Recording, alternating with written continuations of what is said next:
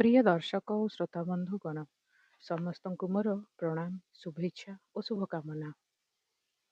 ଆଜି ମୁଁ ବ୍ରତତୀ ପ୍ରିୟଦର୍ଶିନୀ ଓଡ଼ିଶାର ଜଣାଶୁଣା ସୁସାହିତ୍ୟିକ କବି ସୌରଭ କୈଳାସ ଚନ୍ଦ୍ର ବେହେରାଙ୍କ ସୃଜନୀରୁ ନେଇ ଆସିଛି ଏକ ସୁନ୍ଦର ମନଛୁଆଁ କବିତା, ଯାହାର ଶୀର୍ଷକ ହେଉଛି ଶ୍ରାବଣ ଆସିଲା, ଯାହାକୁ 89.6 FM ରେଡିଓ ସେଣ୍ଟର ମାଧ୍ୟମରେ ଆପଣମାନେ ଶୁଣିପାରିବେ।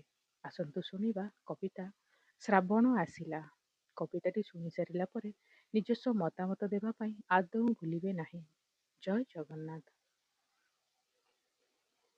ଶ୍ରାବଣ ଆସିଲା, ଧରଣୀ ହସିଲା, କଦମ୍ବ ଫୁଟିଲା ହୋଇ ପୁଲକ, ପାଇ ନବଜଳ ନବ ଦୁର୍ବାଦଳ, ହୋଇଲା ଉଷତ ତେଜିଲା ଶୋକ।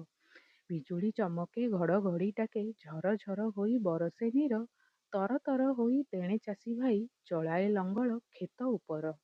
ବୃକ୍ଷଲତା ଦେହେ ନୂଆ ପତ୍ର ଶୋହେ, ବାଡ଼ି ବଗିଚାରେ ଫଳଇ କୋଳି, ଉପମା ଫୁଟାଇ ମହକ ଛୁଟାଇ, ଫୁଲ ଫୁଟିଥାଏ ଭଳିକି ଭଳି।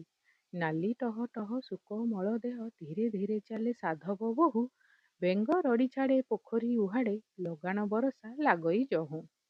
କୁଳୁ କୁଳୁ ଗାଇ ଯାଉଥାଏ ନଈ, ବହୁତ ଜଳରେ ଉଷତ ହୋଇ, ବଗ ମାଛରଙ୍କା ମନେ ନାହିଁ ଶଙ୍କା, ଟାକି ବସିଥାନ୍ତି ଆହାର ପାଇଁ।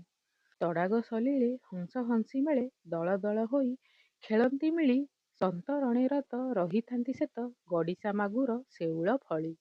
ବରଷା ପାଗରେ ପାଟିକି ବାଗରେ, ଚଣା ଖୁଦ ଭଜା ଗରମ ମୁଢ଼ି, ପାଖେ ବସିଥାନ୍ତି ପାଟିକି ଡିଆନ୍ତି, ସାଙ୍ଗସାଥୀ ଧରି ଗପକୁ ବାଡ଼ି। ବରଷା ଅଟେ ତ ଉଦ୍ଭିଦଙ୍କ ମିତ, ଚାଷୀଙ୍କ ଭରସା ଜଳ ଜୀବନ, ବରଷା ବିହୁନେ ମରୁ ହେବ ଦିନେ, ଲୋକମାନଙ୍କର ଜୀବ ଜୀବନ। କବିତାଟି ଶେଷ ହେଲା। ଆଶା କରୁ ଆପଣମାନଙ୍କୁ ନିଶ୍ଚୟ ଭଲ ଲାଗିଥିବ। ରହୁଛୁ। ଜୟ ଜଗନ୍ନାଥ।